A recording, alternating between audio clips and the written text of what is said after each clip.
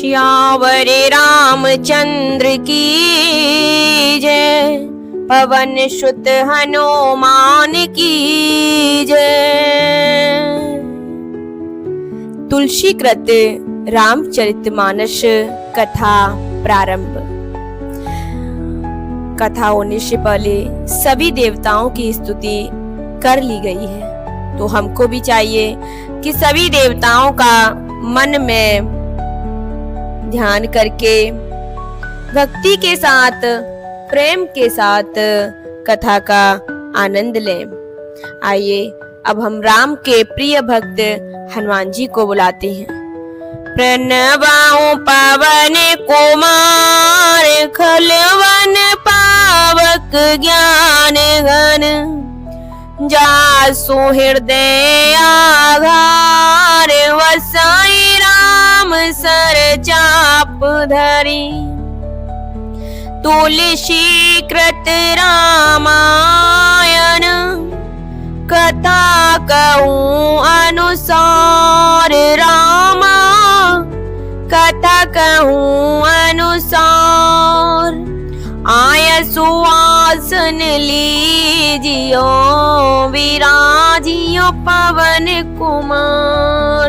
मंगल भवन मंगल हारी, द्रवहु सुदशरथ अजिर विहारी।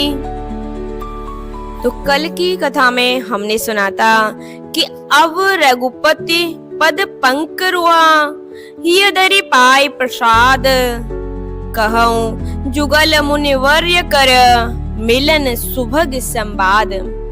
तुलसीदास जी कहते हैं कि अब मैं श्री रघुनाथ जी के चरण कमलों को हृदय में धारण कर और उनका प्रसाद पाकर दोनों श्रेष्ठ मुनियों के मिलन का सुंदर संवाद वर्णन करता हूँ। कौन से दोनों श्रेष्ठ मुनि हैं? भरद्वाज मुनि और याज्ञवल्क्य जी। तो आज भरद्वाज जी और मुनि याज्ञवल्क्य के मिलन का प्रसंग है कि उन दोनों की भेंट कैसे हुई और कैसे याज्ञवल्क्य जी ने भरद्वाज जी को राम कथा सुनाई। तो आइए हम भी ध्यान से कथा को सुनते हैं।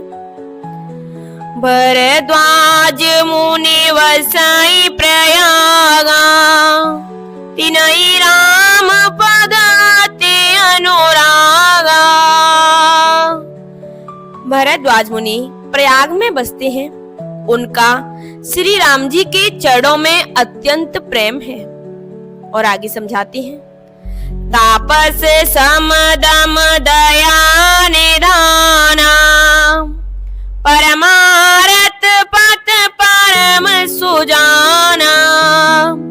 वे तपस्वी, निग्रहित चित्त, जितेंद्रिय, दया के निदान और परमार्थ के मार्ग में बड़े ही चतुर हैं। भरद्वाज मुनि के बारे में बताया जा रहा है और अब समझाते हैं। माघ मकर गति रवि जब होई, तीरथ पति अब सब कोई।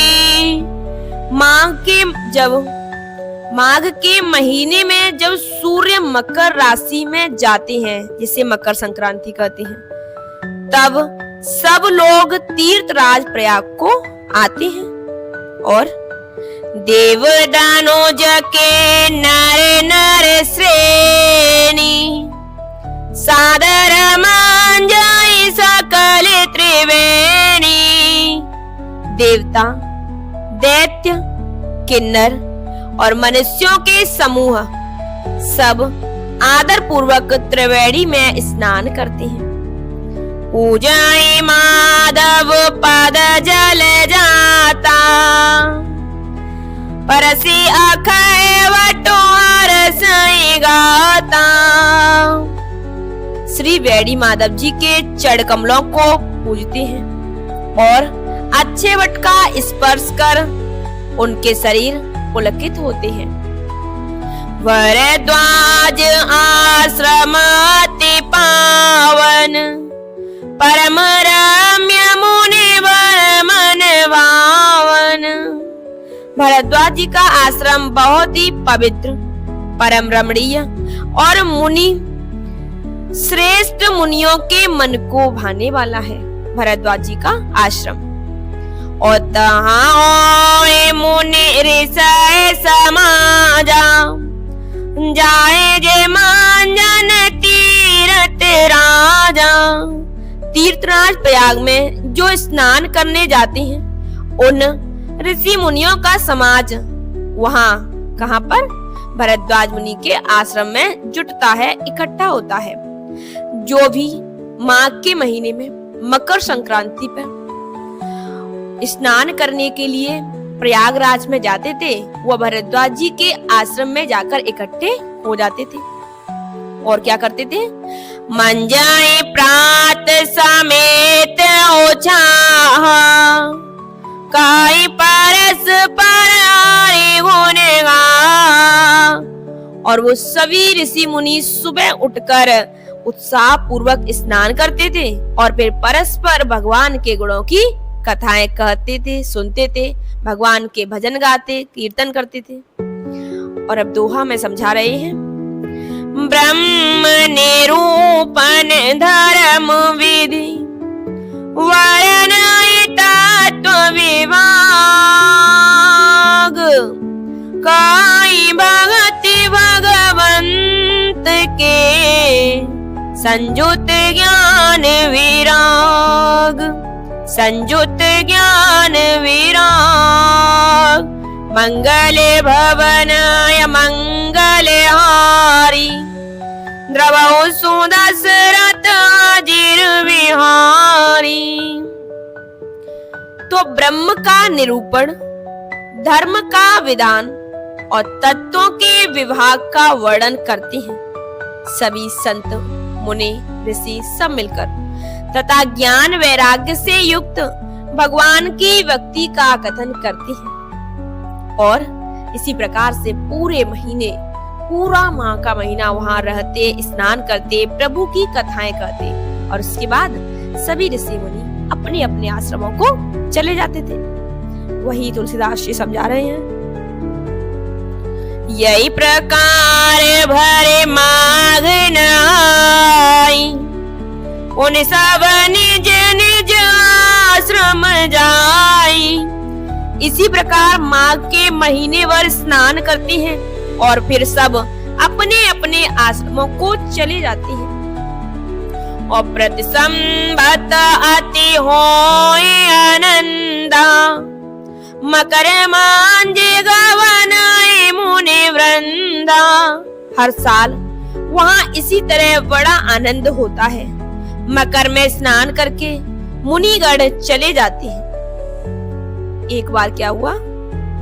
एक बार भरे मकर नाए, सब मुनीस आश्रम से दाए।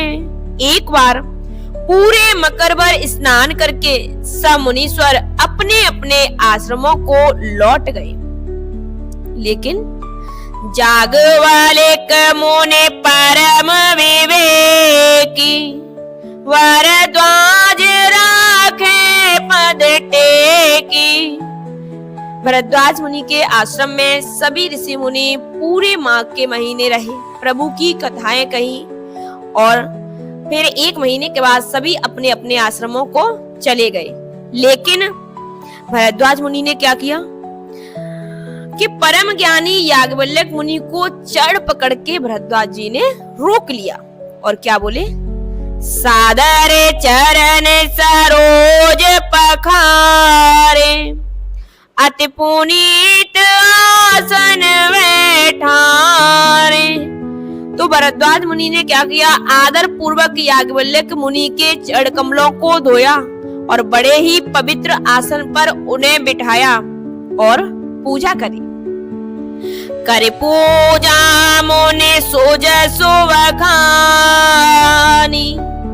बोले अति पुनीत मृदुवानी। पूजा करके मुनि याज्ञवल्क्य के श्रेयस का वर्णन किया और फिर अत्यंत प्रेम और कोमल वाणी से बोले। भरद्वाज मुनि बोल रहे हैं याज्ञवल्क्य मुनि से, नात एक संशय बड़ मोरे, करगत वेद तत्व सब तोरे। हे नाथ, मेरे मन में एक बड़ा संदेह है, मुझे एक डाउट है।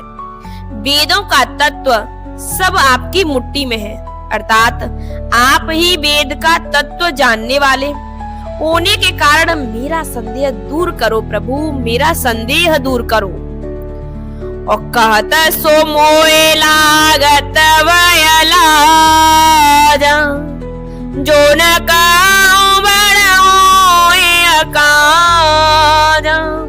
अब भरद्वाज मुनि कह रहे हैं कि प्रभु, वेदों का तत्व आपके हाथ में है, आप मेरे संदेह को दूर कर सकते हैं, इसीलिए मैंने आपको रोका है।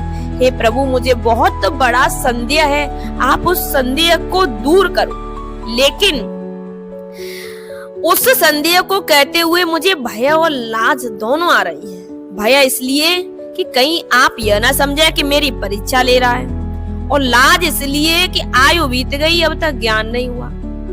और यदि नहीं कहता हूँ जो न कहूँ बड़ा होए अकाजा, और यदि नहीं कहता हूँ तो बड़ी हानि होती है, क्योंकि अज्ञानी बना रहूंगा फिर। इसीलिए पूछ लेना चाहिए। अगर हमें लगता है कि सामने वाला इसका सटीक उत्तर हमें दे सकता है, तो अपने संदेह को हमें समय रहते दूर कर लेना चाहिए।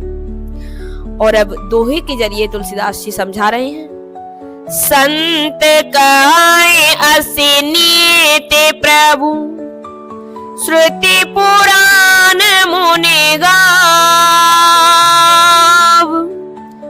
होय न विमल विवेक उर, गुरु सन किए दुराव, गुरु सन किए दुराव।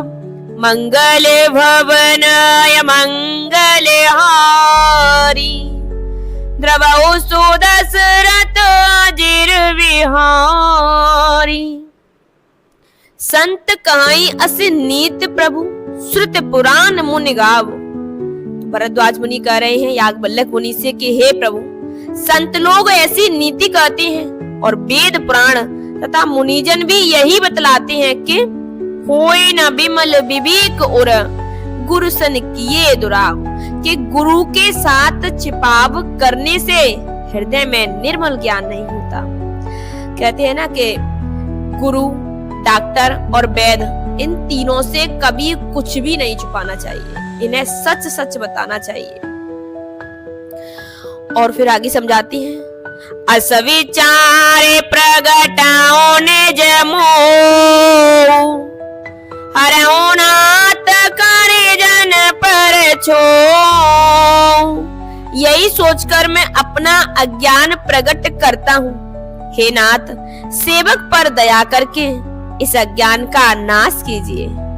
अब देखती हैं कि भरद्वाज मुनि ऐसा क्या प्रश्न पूछने वाले हैं। राम नाम करे अमित प्रभाव, संत पुराण उपनिषद गावा। कि संतों, पुराणों और उपनिषदों ने राम नाम के असीम प्रभाव का गान किया है, और संतत जपत शंभो अविनाशी, शिव भगवान ज्ञान गुण राशि। कल्याण स्वरूप ज्ञान और गुणों की राशि अविनाशी भगवान शंभु निरंतर राम नाम का जप करते रहते हैं। आकर चार जीव जग आई, काशी मारत परम पद लाई। संसार में चार जाति के जीव हैं। काशी में मरने से सभी परम पद को प्राप्त होते हैं। सौंपी राम माहि मामुनि राया, शिव उपदेश करत करि दाया। हे मुनिराज, वह भी राम नाम की ही महिमा है, क्योंकि शिवजी महाराज दया करके काशी में मरने वाले जीव को राम नाम का ही उपदेश करते हैं। इसी से उनको परम पद मिलता है। रामो का बन प्रभु पूछो तो काई बुझाई कृपा निधि मोई। हे प्रभु, मैं आपसे पूछता हूँ। अब देखिए प्रश्न, भरद्वाज मुनि का प्रश्न है कि वे राम कौन है। क्या प्रश्न है कि वे राम कौन है? हे कृपानिधि, मुझे समझा कर कहिए। एक राम अवधेश कुमार, तिनकर चरित विदित संसार। अब समझा रहे हैं, भरद्वाज मुनि ही बोल रहे हैं कि एक राम तो अवधेश नरेश दशरथ जी के कुमार हैं, दशरथ पुत्र राम हैं। एक राम, उनका चरित्र सारा संसार जानता है। और नारे वीरे दुख लाए अपारा, वयं रोष रन रावण मारा।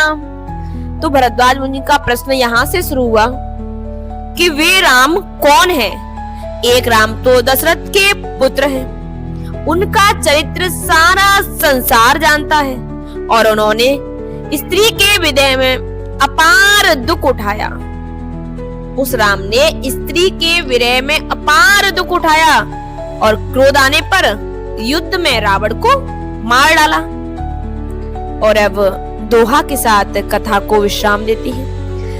इन प्रश्नों का जवाब उत्तर हमें कल ही प्राप्त होगा। प्रभु सोई राम के अपर को, जाय जपत त्रिपुरारी। सत्य धाम सर्वज्ञ तुम, कहूँ विवेक विचार। कहूँ विवेक विचार। मंगल भवनय मंगल हारी, द्रवौ सुदशरथ अजिर बिहारी। तो भरद्वाज मुनि बोल रहे हैं कि हे प्रभु, वो राम कौन है? क्या वह दशरथ पुत्र राम है जो स्त्री के विरह में अपार दुख उठाए और फिर क्रोध करके रावण को मार डाला? वही राम है या कोई दूसरे हैं जिनको शिवजी जपते हैं, शिवजी जिनका भजन करते हैं? क्या वो दशरथ पुत्र राम है? आप सत्य के धाम हैं, आप सबको जानते हैं। ज्ञान विचार कर कहिए, मेरे संदेह को दूर कीजिए। मुझे बताइए कि वह राम कौन से हैं जिनका शिवजी भजन करते हैं। तो अब भरद्वाज मुनि के संदेह का कल याज्ञवल्क्य जी दूर करेंगे। उनके विचारपूर्ण प्रश्नों का विवेक युक्त उत्तर कल हमें कथा में सुनने को मिलेगा। कल की कथा बहुत ही ज्यादा आनंददायक है। तो आइए अब सभी देवताओं को विदा करके जयकारा बोलती हैं। श्यावर रामचंद्र की जय, पवन सुत हनुमान की जय। जय श्री राम।